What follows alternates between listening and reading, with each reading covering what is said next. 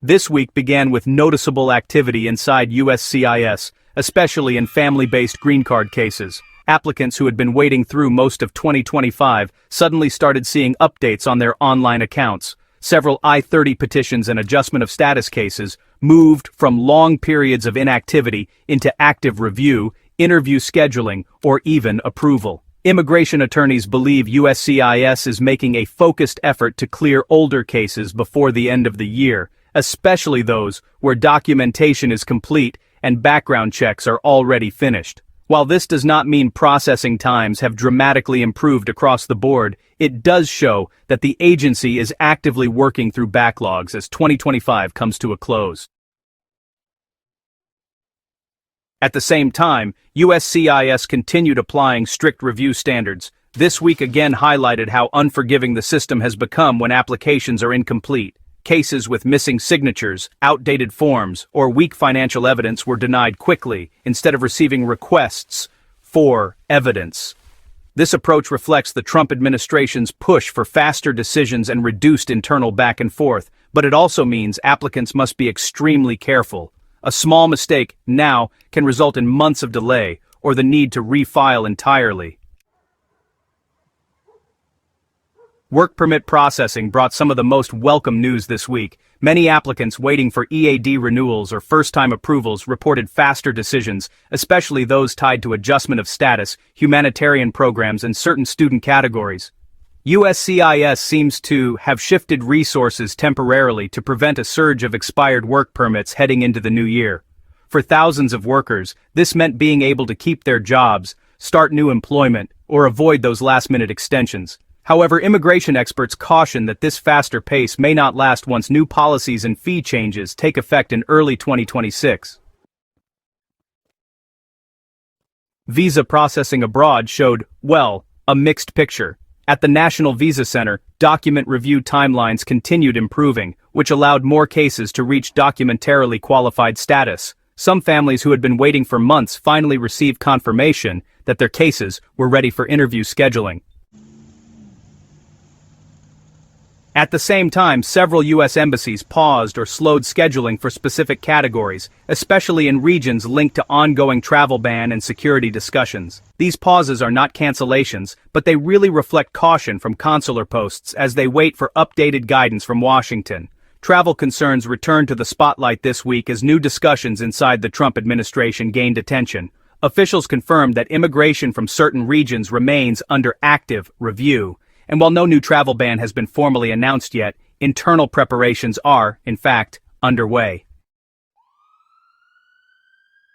Airports and ports of entry have been advised to prepare for enhanced screening procedures beginning later this month. For now, green card holders and visa holders are not subject to new restrictions, but travelers from certain countries are experiencing longer questioning and secondary inspections.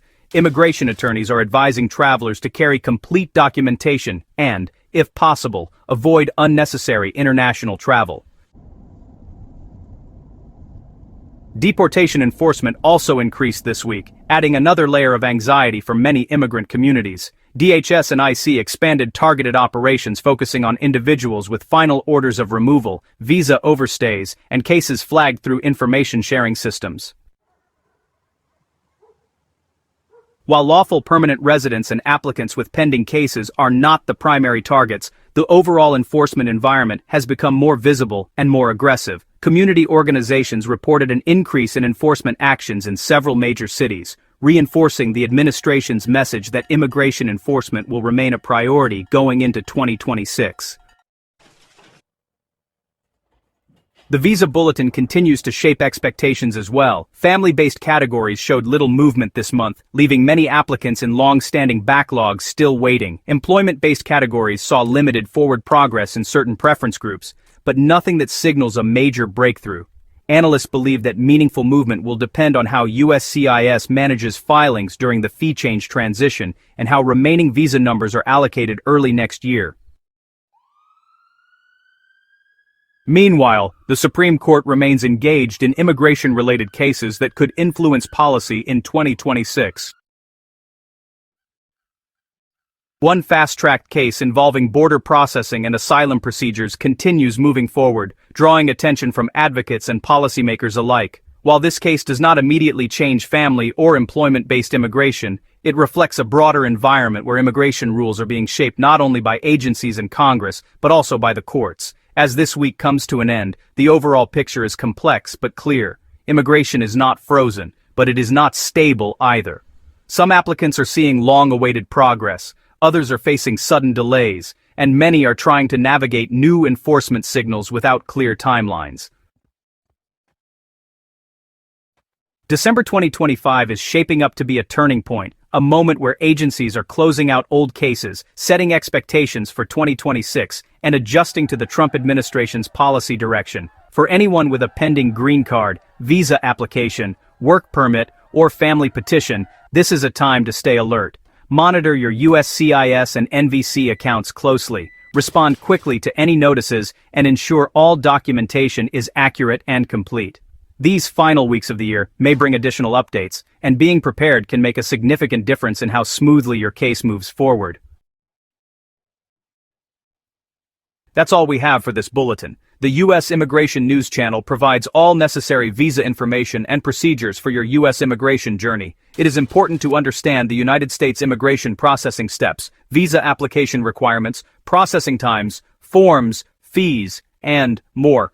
We will continue to provide all information about U.S. visitor visas such as B1 and B2, work visas such as L1A, L1B, and H1B, student visas, green cards, immigrant visas, EB1, EB2, EB3, EB4, and EB5, and family immigrant visas.